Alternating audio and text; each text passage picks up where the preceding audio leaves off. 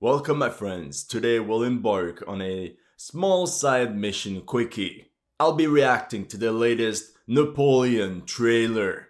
You know me, it's a historical movie. I was super excited until I watched the trailer. So let's see what key moments of his life they decided to focus on. With that being said, there will be some spoilers. Because I mean, it's a historical movie, right? Allegedly! Alright, first scene, historically accurate, Napoleon in Egypt. He landed there with an expeditionary force in 1798. And since he considered himself a spiritual descendant of Alexander and Julius Caesar, Egypt had a special place in his heart. Oh no! Catastrophique. Come on, Ridley! Come on! We're 1 second into the trailer! And you just shove all this BS right in our face. And everyone, at least this movie was not produced by Netflix. Otherwise, this would have been the cover of the movie. I know it's sad when we're at the point to celebrate such things, but it's still a win.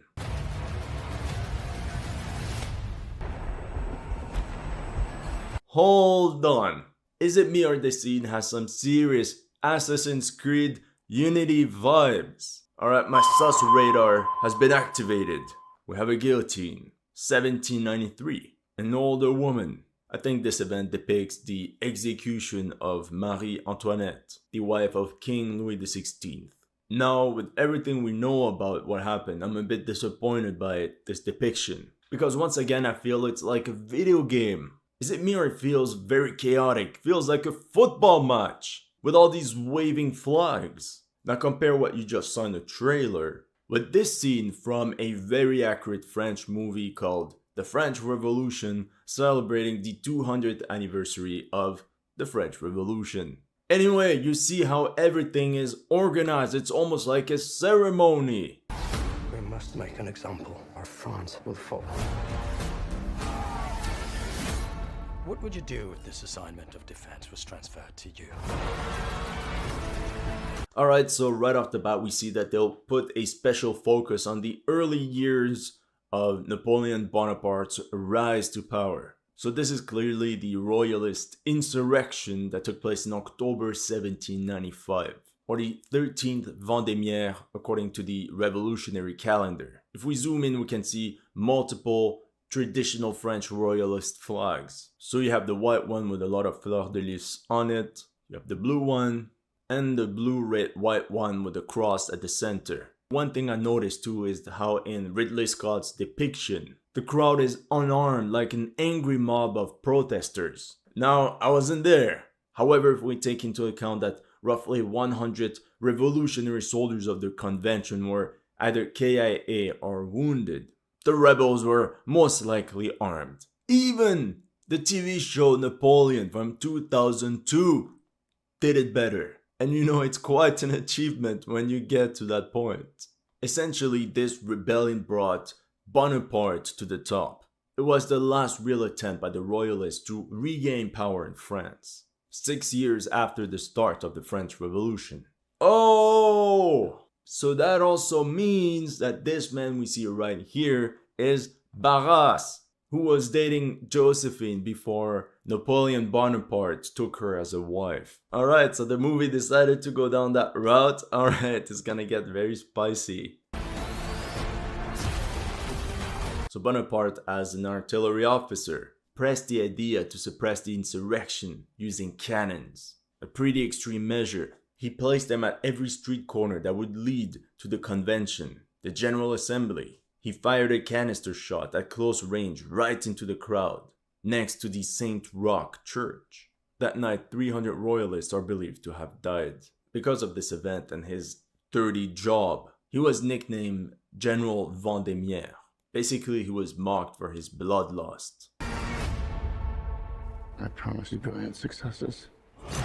Come on! And now we have Napoleon Total War vibes. Okay, the movie is literally a video game. We can even see the awkward spacing between each man that is equal. CGI. this depiction of Napoleon seems a bit crazy, psychotic. Like the Joker playing dress up, you know? Let's be honest, Bonaparte was a hot-blooded Corsican. He was energetic, he was charismatic, emotional, prone to a lot of ups and downs. This Napoleon seems depressed. And he hasn't even started his career. With that being said, cool grenadier uniform. Yeah, that's all I had to say. Everyone around here. What is this costume you have on? This is my uniform. In France, most careers are determined in such environments. Even to this day. I think this depicts one of Barras's many famous parties. Although I think they kept it PG-13 for the movie. He organized parties and invited the most beautiful woman of the city, where the word married was only an adjective to someone's personality. And one of these women was Rose of Beauharnais, which you remember as Josephine. Diversity check, oh yeah. Jokes aside, it could have been possible. Highly unlikely, but historically plausible. Oh my god, I can't. I swear I used the same tactic in Napoleon Total War. However, not realistic at all. Good luck climbing ladders with your musket under enemy fire. This is so dumb. Now, quick pause. This soldier here wears the Model 1791 helmet, which was effectively used during that period, mostly by light infantry and cavalrymen. Is it important to the story? Maybe not, but it's really the only video where I can flex my Napoleonic era knowledge. I led the French victory at Toulon.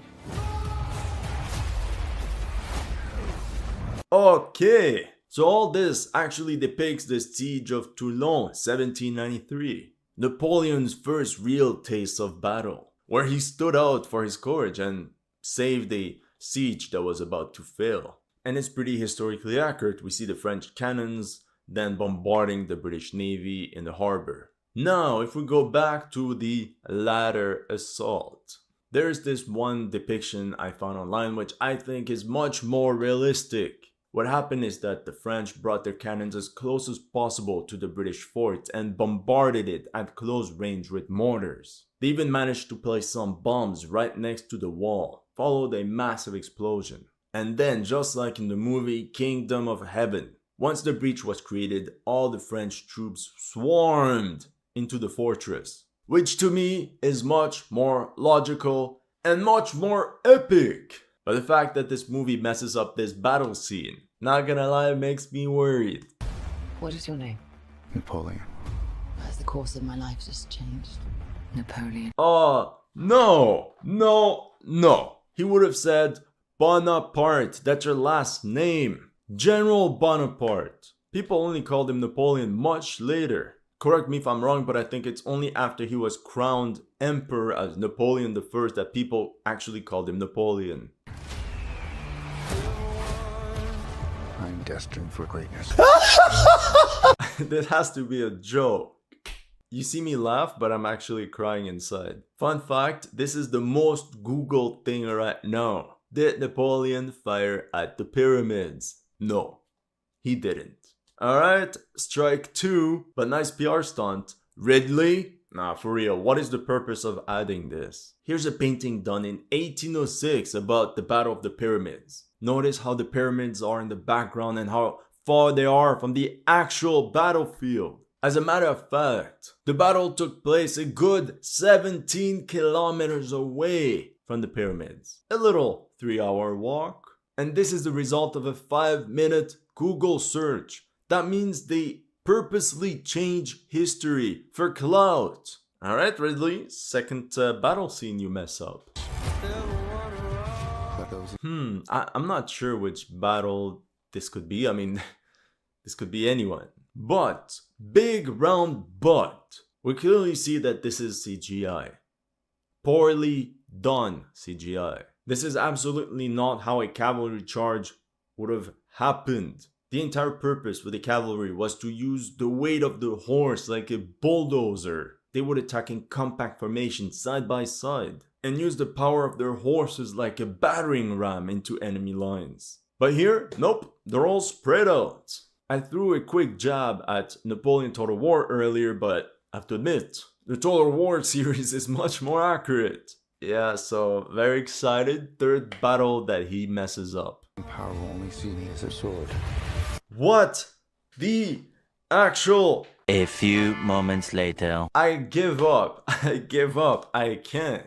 Ridley, enough. Take your movie back to the editing room. Do not release this. Can someone name me a battle where Napoleon actually charged like that? On top of the fact that he was known to be a very bad horse rider. The only trace I could find of such an event was during the siege of Toulon. He first led the attack on horseback. Mark my words, led the attack. Not charged at full speed. And then his horse was shot under him. So Bonaparte continued the assault on foot, where he was later wounded by a British soldier in the leg with a halberd.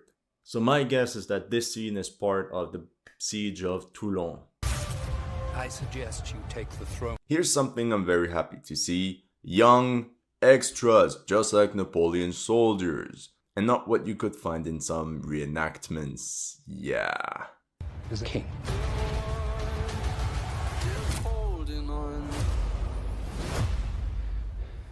Shall we vote? So that depicts Bonaparte's coup of the 18th of Brumaire in 1799, which was effectively carried out by the Guard. Vote.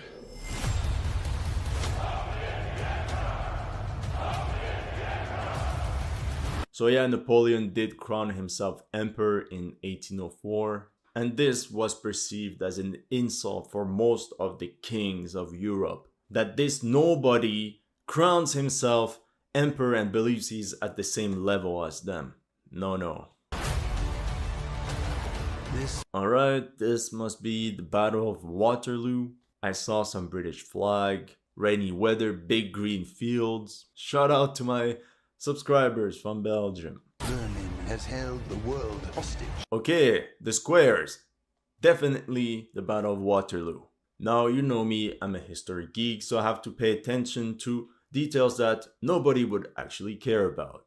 You see, at Waterloo, the squares were manned by 500 troops each, 4 ranks deep, whereas here it's about 200 men in 3 ranks.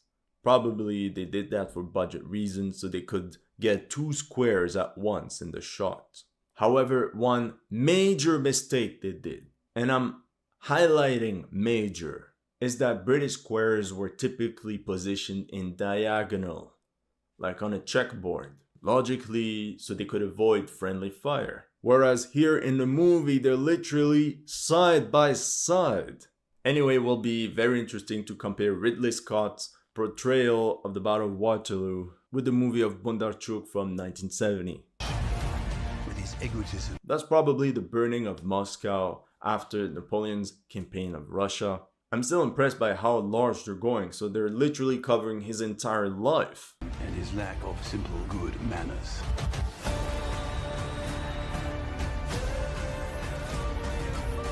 Napoleon wasn't really remembered as a fantastic lover. Believe me. Actually, he was much more in love with Josephine than she was with him, at least in the beginning.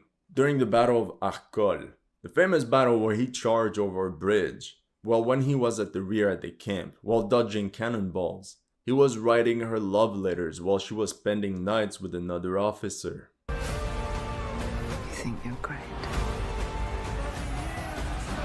You are just a tiny little brute that is nothing without me. Stop the cap! I don't know if they'll show this in the movie, but at some point there was a huge beef between Napoleon and Josephine. Essentially, she couldn't have kids and she kept blaming him.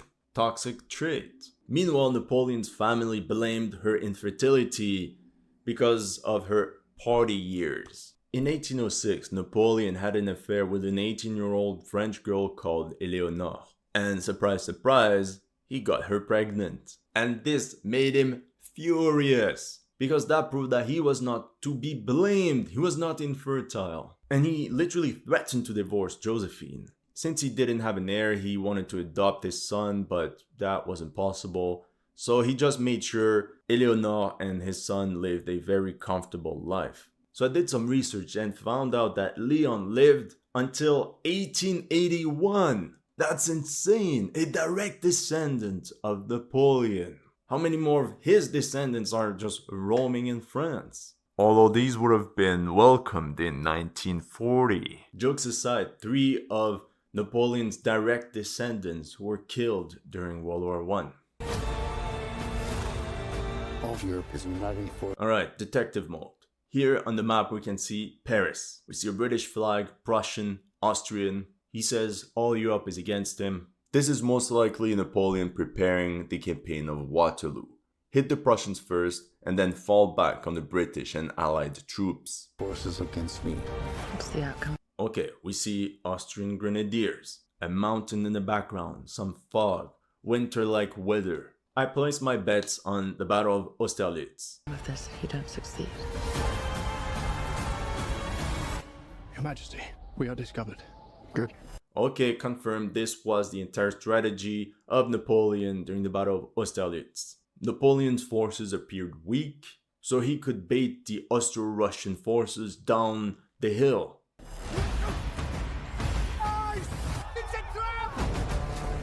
I'm the first to admit when I make a mistake.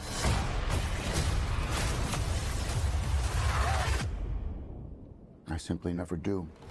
Yeah, this episode of the battle is tragically famous. At the end of the battle, when the Russian forces were trapped, thousands tried to escape through a frozen swamp. When, just like in the movie, the French artillery fired at them, breaking the ice beneath them. Okay, so at least this battle seems to respect the lore. Conclusion. The main battles will be the Siege of Toulon, the revolt in Paris, Austerlitz, the campaign in Russia, and Waterloo.